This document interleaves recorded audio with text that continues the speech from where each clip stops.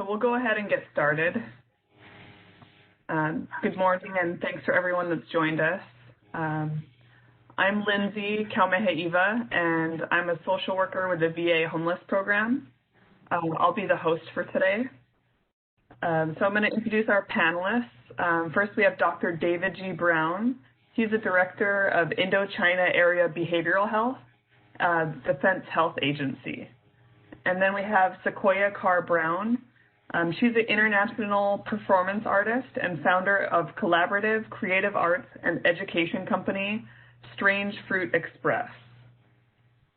So the topic today is moving forward together, our resilient community, connection, purpose, and perseverance.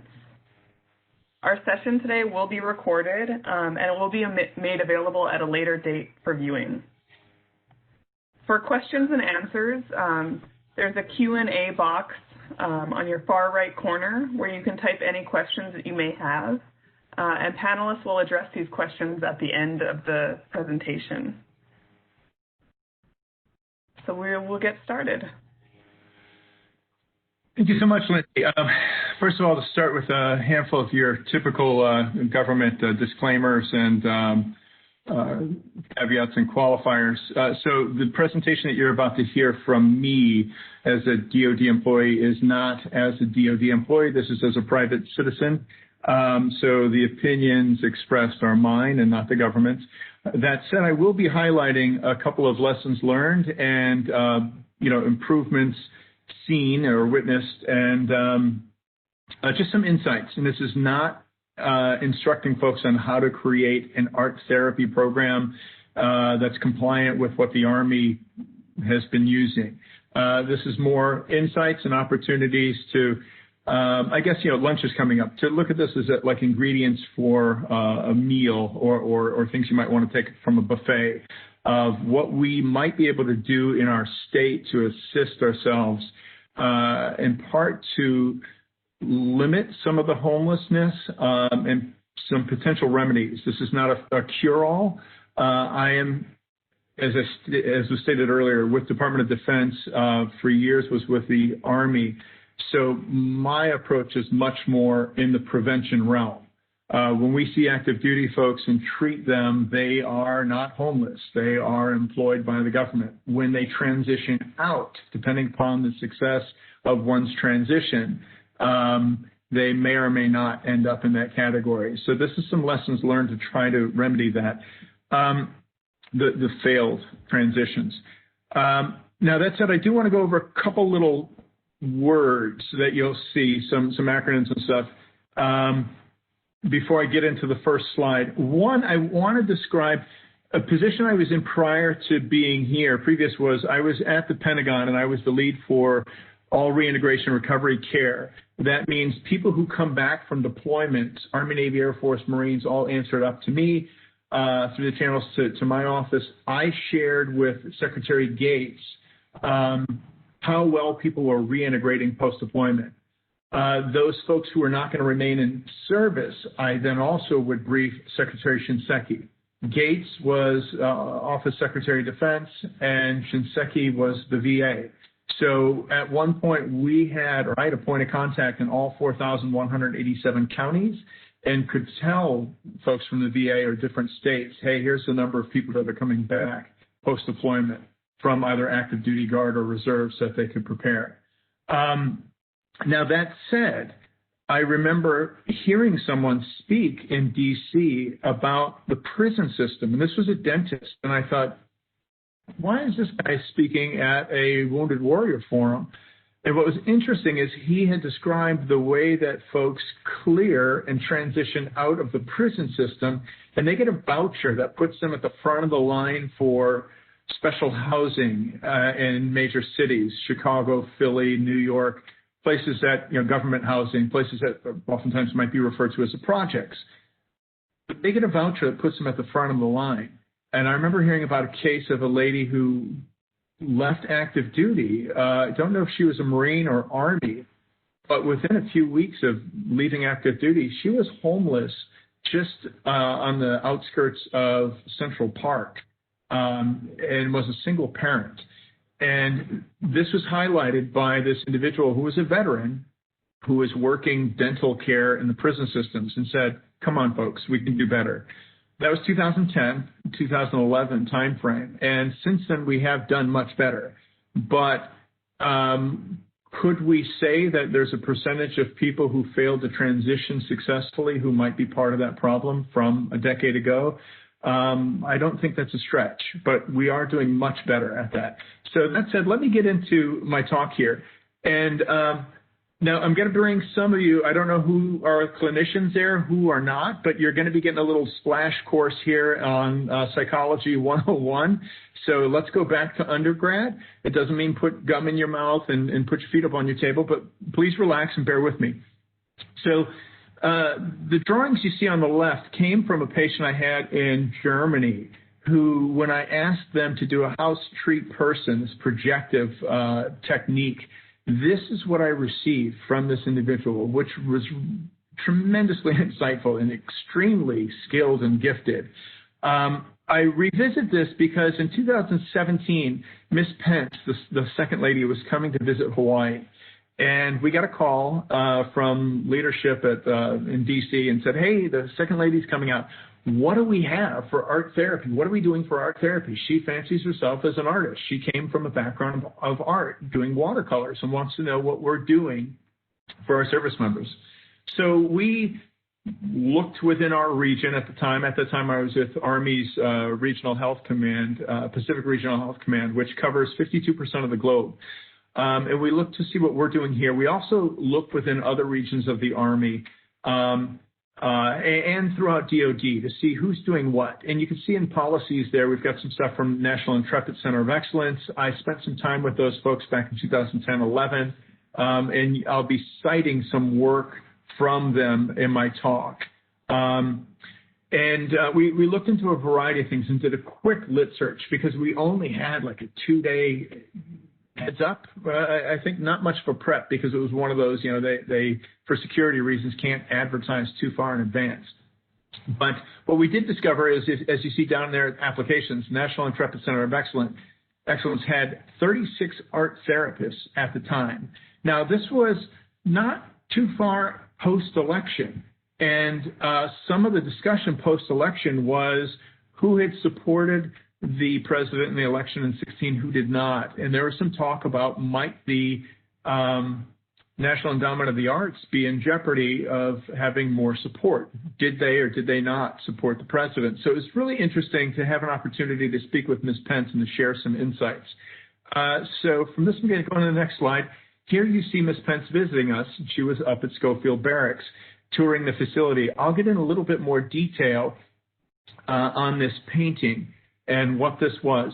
She had her mind and her heart open as she toured this facility, and I was just blown away at what the folks at Schofield were doing.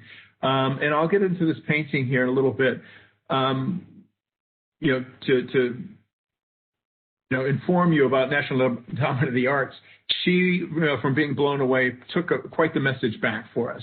You can see from the lit search, this was just a quick one-day search, and you can see how many places that we had within the Army that were using art and art therapy and partnering with artists. So there's a difference. When you get art therapists to work for you, there's a certain hurdles we have to go through. But in some places it wasn't enough, and we really had to find a way to bridge that gap. And I'll inform you of how we did that. I encourage you all to go to the bottom of this slide here and look up Melissa Walker and the tremendous work that she does. In fact, that is a video I can't or won't show for you here. But this shows you some of the work that they did at the National Intrepid Center of Excellence.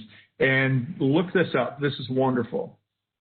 Okay, here we go. I'm going to try moving this thing so I can actually see my own slide. This is a painting that was done by one of our family members. Cindy put this together. And you can see, I'm not going to insult her intelligence and read this to you, but I do want to highlight a couple things said here in the story piece. This is not an uncommon story of someone who had something that she really enjoyed and really thrived at, But while becoming or as becoming a spouse in the military or a family member to someone in the military, sometimes we get sidetracked. Even our active duty folks get sidetracked from things that they previously liked to do. And sometimes they get off the track. So this is a lady who had a background in painting, was, a skilled artist, but was more inundated with a lot of the post-deployment issues and wanted to ensure that she was there, she was present for her husband. In doing so, she got brought into this program. And in this program, she decided to start to paint again. And what you see here, there's an explanation in the story, if I don't do it justice. You can see as the service member is going down this alleyway or this corridor or this tunnel, there are options to the right and left, different colored doors, different services offered by those doors. At the end of the tunnel, or at the end of, where you see the backlighting, that's the family to whom he is walking. In this case, the service member is a he.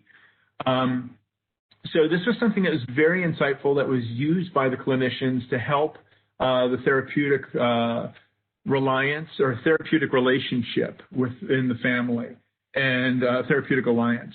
So this is just one of many examples that we had where we saw art being utilized and gleaning tremendous insights that we wouldn't get otherwise. Oftentimes, we've discovered that our service members have said, I really don't have the vocabulary. I don't think there is a vocabulary to explain what it is that I feel, but perhaps I can express this in some other way. And sometimes painting, sometimes sculpture, sometimes dance, music becomes that cathartic.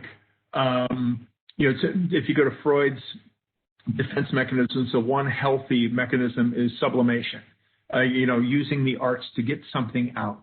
And we glean some tremendous insights from that.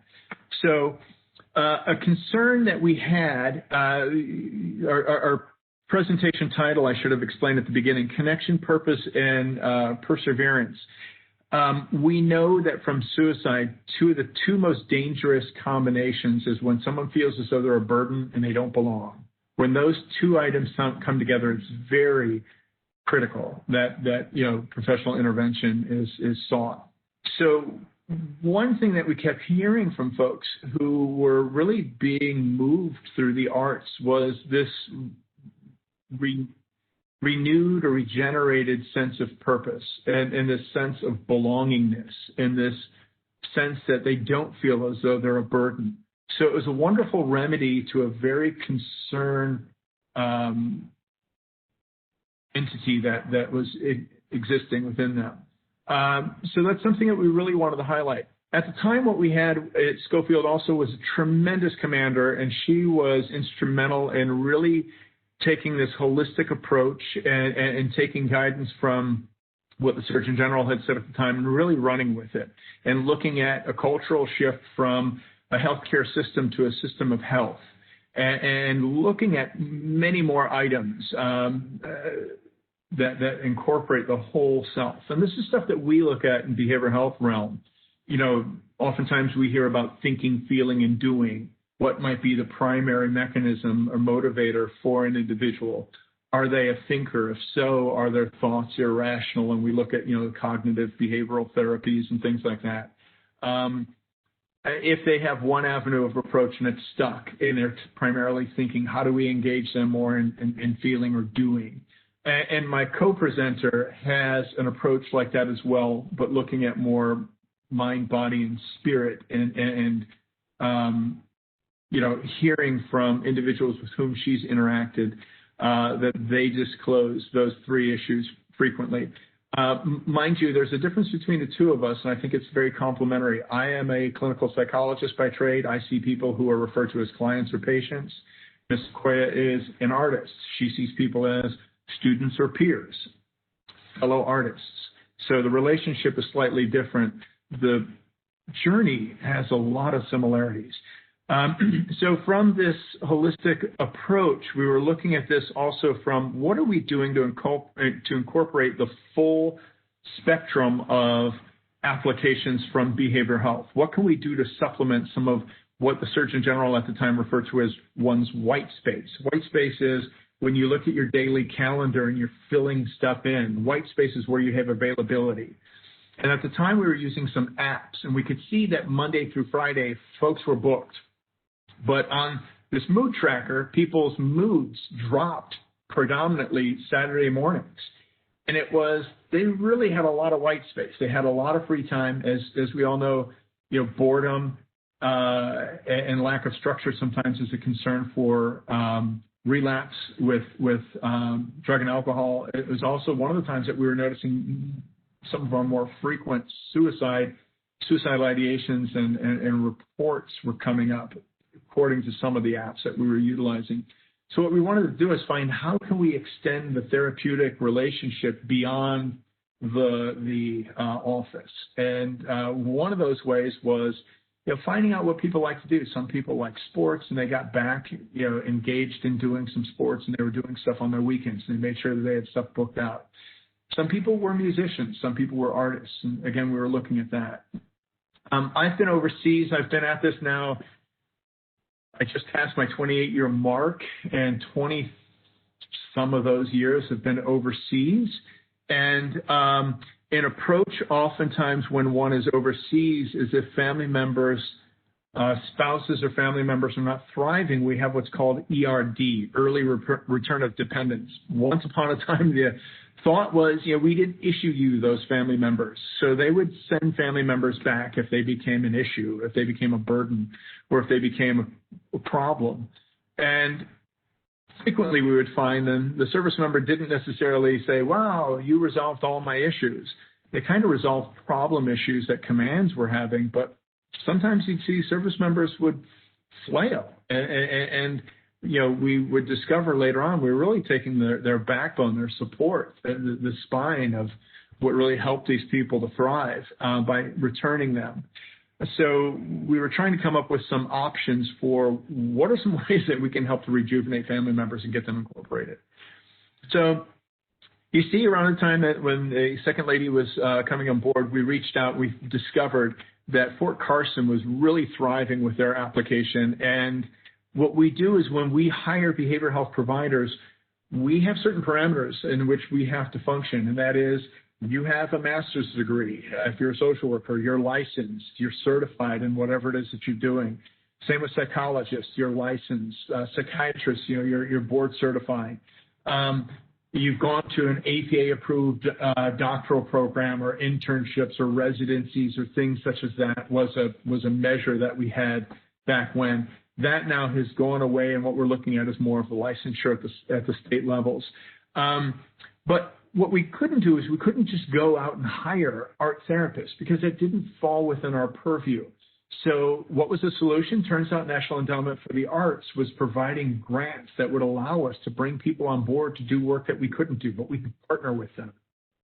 What we've discovered in some places where we didn't have those art therapists is we had some tremendous therapists and some tremendous artists, and they were able to meet kind of in the middle. And we would participate with them on some of the things that they would be doing. And keep in mind, if our patient is going off on their time to work with an artist and they're coming back sharing, hey, this is what I did, they're not receiving therapy from that artist. They're working art.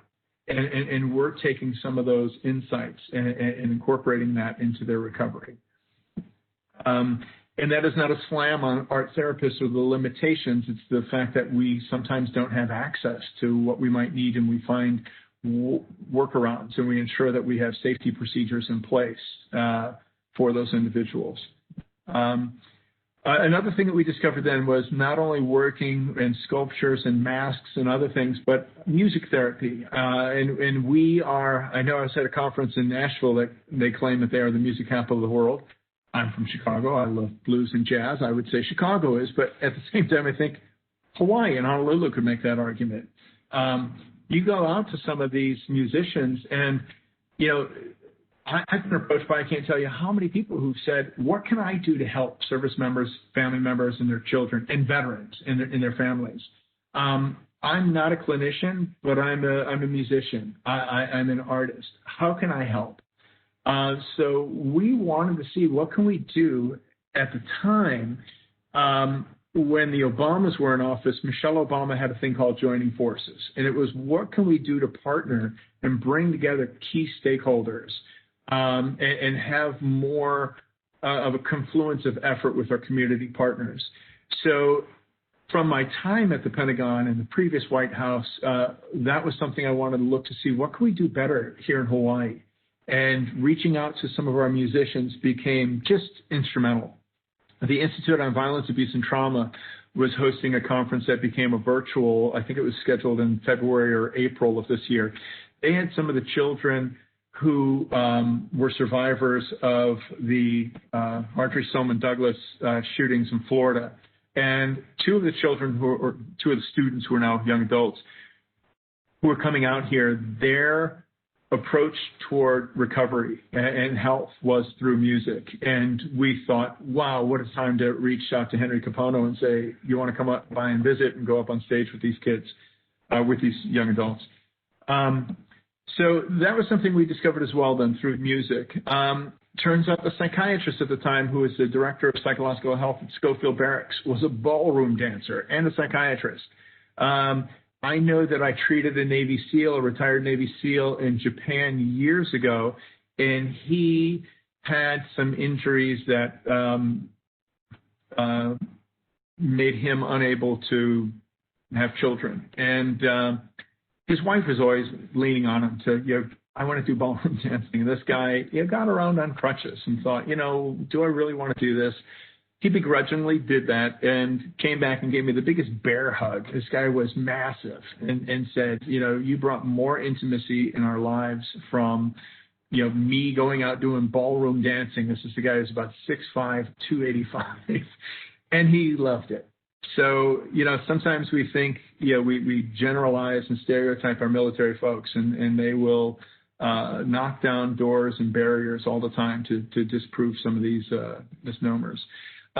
This was not just something at the grassroots level. Admiral Bono was touring the Pentagon here, working with a number of individuals in the Pentagon. If you've not had an opportunity to tour, it really is a wonderful museum. And they had a lot of the art up on the walls that was displayed by a number of the people who are working through these procedures. Lastly, I'm going to wrap up and pass the baton over to Ms. Sequoia.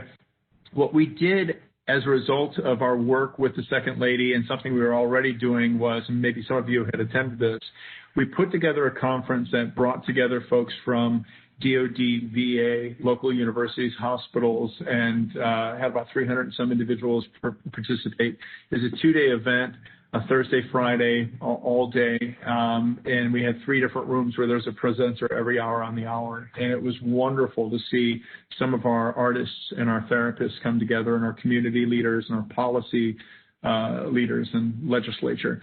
So that was a wonderful blessing, and it's kind of difficult doing this without the interaction of your faces to read what you're picking up on.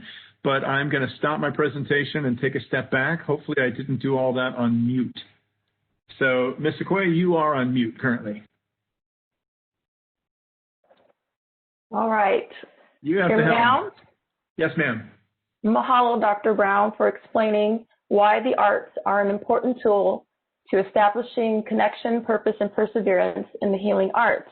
Good morning, everyone. Today I'm going to discuss how applying the arts can be a helpful tool to the healing practices and programs.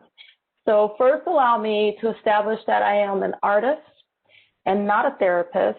However, my background, my degree is based in 3 disciplines of American history, fine arts, and performance arts. I fused those 3 disciplines and created my own major, which became the base for my business plan, where I launched my company, StRaNgE FrUiT XPrEsS. My work is designed as a community-based collaborative model. My work hopes to educate and to empower the community via the arts. So I'm going to continue on without you seeing me, and you can watch the slides. My company, StRaNgE FrUiT XPrEsS, partners with behavioral health professionals, art therapists, and community leaders. We assist at-risk communities to connect, find purpose, and persevere through adversity. Individually, my work applies a mind, body, and spirit structure to creative art healing modules. And these modules, mind you, are always guided by our behavioral health professionals, physical therapists, educators, expressive art therapists. So there's always guided and there's always a structure.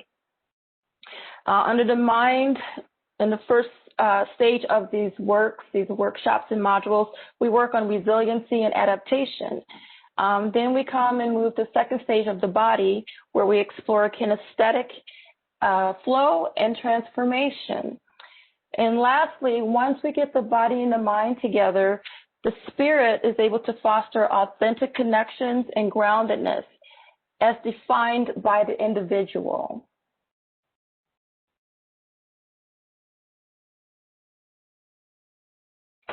My journey with assisting our military Ohana and veterans stems from a matter of circumstance.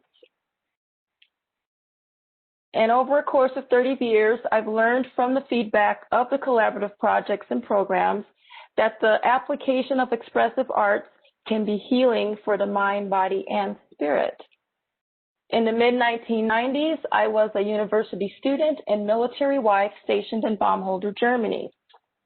Overall, the morale of the base was very low, with frequent alcohol-related incidents, domestic violence, suicidal ideation, vandalism, and early return of dependence.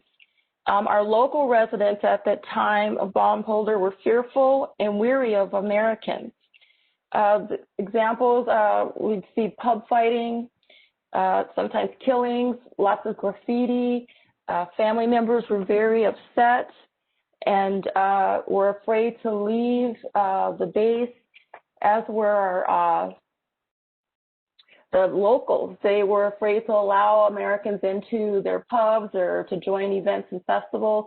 And this was the mid-90s, so mind you, this was a time where there really weren't any programs to help our soldiers and families to cope. So back to what was going on with the low morale at Baumholder and how it was affecting the community. So from witnessing these this maladaptive behavior, I found myself wandering about the base and then the community at large. But I wanted to transition to give you an idea that, you know, art as a means of catharsis is not a new concept. And so I found some work from some soldiers back World War I. One particular, if you see on the screen, is Horace Pittman. And he was with the Harlem Help Fighters in World War I. And he found that art intuitively helped him to heal from his experiences at war. He was shot in the arm, his dominant arm, by a German soldier, and he decided to start painting to help rehabilitate his arm and fine motor units. He was a lifelong painter, and folk art was his style. He would use two-dimensional with three-dimensional styles and depict scenes from war. This one was quite a few years after World War I, but this is an example of what he would depict. And then he would also depict the African-American experience, particularly through Jim Crow era. This one is Archie Sweetman. He was from the Yankee Doodle Division, also a World War I veteran. And while he was held up in a French quarry waiting for some action or his next mission, he carved out this relief sculpture. It's a portrait of himself, and he used a pencil. Just trying to cope with the stress and anxiety of waiting. And he, too, became a lifelong artist, enjoyed it. In fact, it took him up to 98 years. At the age of 98, he earned a degree in art from the Massachusetts College of Art. He was 98, and then he passed away 2 years later. Now, my structure that I mentioned earlier that I discovered through feedback and my experience as a student and military spouse at Baumholder, Germany, brought me to develop this structure with the mind, body, spirit connection, and partnering with local artists, behavioral health professionals, physical therapists, expressive artists, community leaders, and we established a little program and developed that helped with the low morale and maladaptive behavior. This compelled me to reach out and partner, and our community-based programs and workshops ended up helping out our soldiers in Ohana to adapt, connect with a sense of belonging, feeling less bored or triggered, and hence came the Association of Fine Arts. Our efforts reduced the maladaptive behaviors, the alcoholic-related incidences, the domestic violence, suicidal ideation, early return of dependence, and our feedback entailed life-satisfying outcomes. The fusing of artistic modules to help quiet the mind and uplift our morale fostered more community involvement. The morale, welfare, and recreation department became much more busier, and their programs are a lot of fun of traveling about and learning new things as Ohana adapted and they explored outside of the base.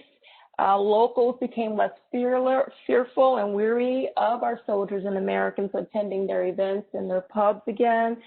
And at large, everyone just felt more connected and purposeful and resilient enough to persevere through their managing their stress. Now the next slide.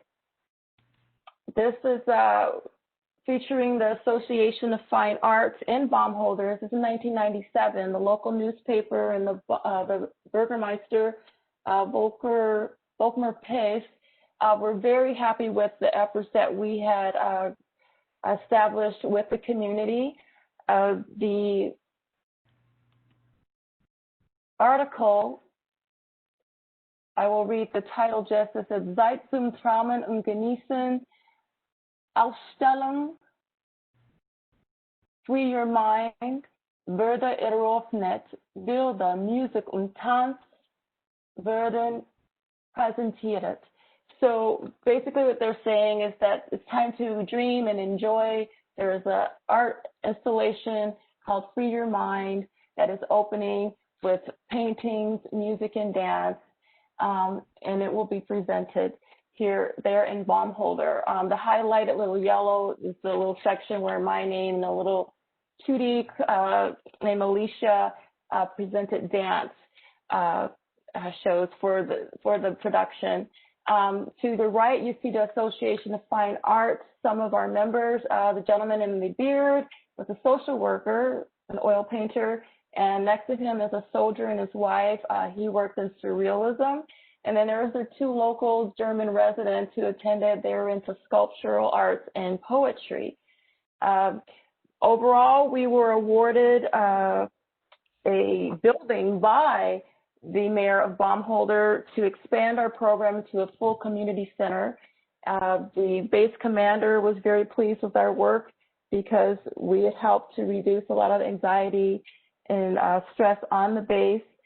And we're really, really proud of that. As was mentioned earlier, the healing arts and applied with making art, Dr. Brown had mentioned the program that was established at the Intrepid Center of Excellence. So here we see this 2015 National Geographic cover story about that very program and the positive outcomes that came from that.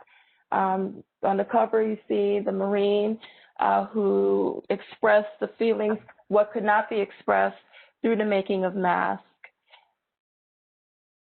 Second stage of the Mind, Body, Spirit program and modules that I created through feedback and partnering with community professionals and leaders was the body. So we get the mind, work through that, getting those feelings through, and they manifest sometimes through the body, the stress, and we hold that in our bodies.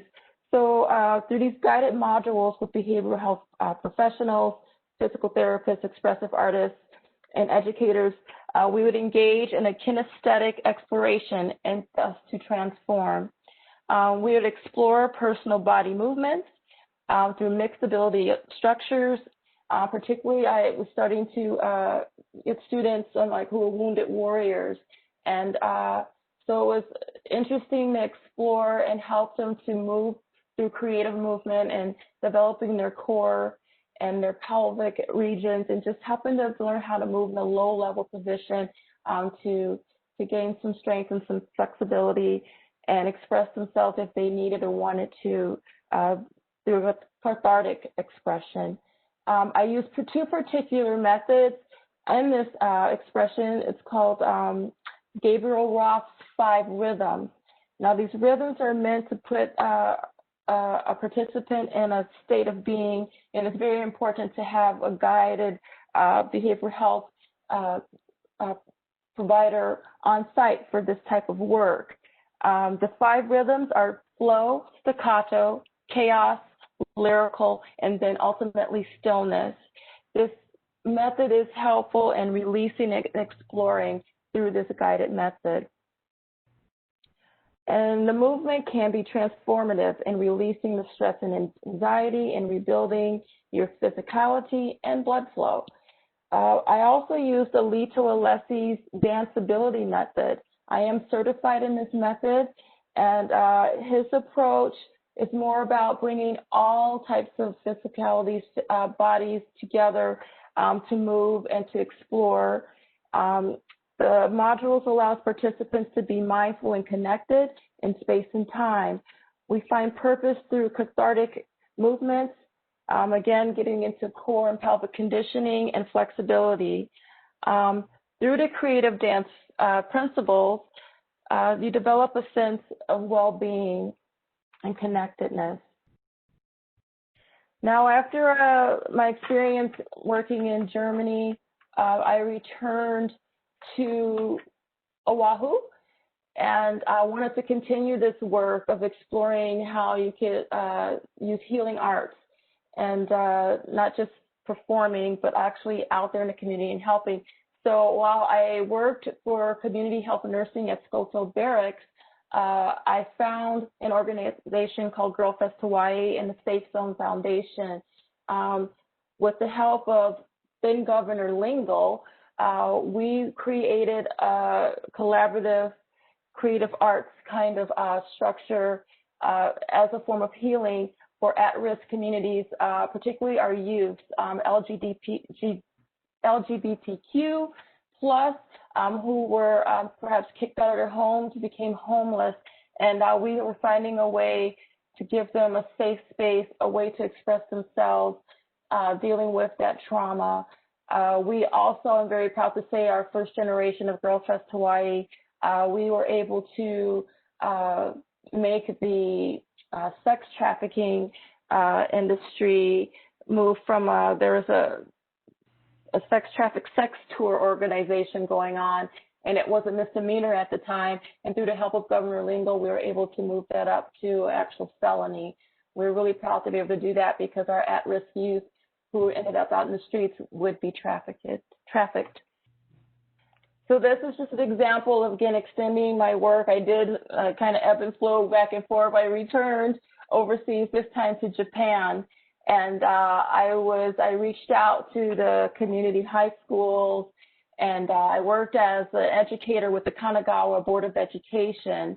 And but at the base there where I was living, I reached out to the youth there and would perform workshops and speak about resiliency and working through and managing anxiety and stress through movement. And it was an honor to be a part of that. And again, I did partner with behavioral health providers and expressive artists and educators. Next slide. Then again, returning back to Oahu after my time working as an educator in Japan, I reached out to the community again. And there was at the time the Bike and Movie Night community project, where Hawaii was encouraging our residents to use their bicycles more and less of our cars. And this was held at Old Stadium Park at the time. And as we all might be familiar, that old stadium park ebbs and flows with our houseless residents trying to make it in, transition and whatever it may be. So I was invited to bring my company over to establish an art station. And it was wonderful to see the parents who were houseless with their families to come over to our station and to just express themselves and just be a keiki, And it was just a joy to see that their parents could just take a little time to relieve stress from their children and not think about their situation at the time. And it was really a wonderful experience. And then I've also, the other black and white that I worked through StRaNgE, Oahu StRaNgE, and this is a Jackson Pollock-based piece that's interactive. The keikis loved it, so they would put themselves in this kind of 2D, 3D space, and they can change the lines and dimensions by working through with their bodies and being part of the art. Next slide. Here, while now I am a creative dance director for Honolulu Broadway Babies, founded by Christian Lay, and the Jeff School of Continuing Education. And this is a mixed ability and dance ability based kind of project where we all work together. Some are in wheelchairs, some are not, different variations of abilities. And it's good to be mindful. So here I am sitting in a chair to be connected with my students, participants. Even our PAs are on site to help with this, to experience this together as we create movement and get fit.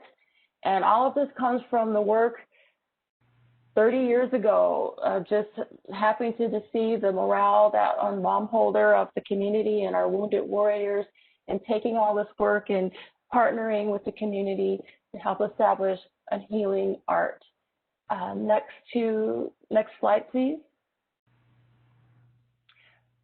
Continuing on with the Jeff School and Honolulu Broadway Babies project, we cover Broadway musicals. So in this slide, you see myself with two of my students, Isaac and Tammy Lau. We performed Cats. Set behind them, they painted themselves. So they were learning to work through their bodies and fine motor units and things, and created this beautiful moonlight kind of setting for the scene that we performed. Next slide. So this brings me to the third and final stage of the structure that was created in the healing arts, and partnering, collaborating to find purpose and connecting in purpose and perseverance in our communities. Through the feedback, I was able to learn that for the spirit to be uplifted, the mind and the body must learn how to manage coping skills and heal. Now, the arts as a tool in partnering with professionals helps to learn about emotional nonverbal feelings and how to use cathartic kind of methods through the arts to create expressions and communicate. These guided modules provided opportunities for our communities to make authentic connections with resilience and a grounded sense of purpose. Next slide.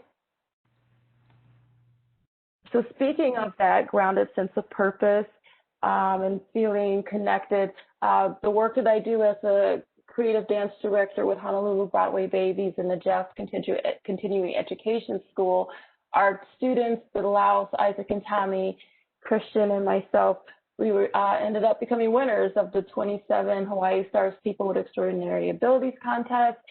So proud of the Laos. We covered Hamilton, and it just brought so much joy to all of us, and just to see that they thought that they couldn't dance and they couldn't move their bodies and that they had to stay in their wheelchairs, and you don't necessarily have to do so. The judges were surprised that they came out of their chairs in our production and expressed themselves beautifully. And in closing, all of this culminated and came full circle from my 30 years ago as a student and a spouse and bomb holder, encountering the low morale and wanting to reach out and help our community through the healing arts. I was the lead last year for the Hawaii Veterans Summit. And here you see myself and Christian Lay of Honolulu Broadway Babies.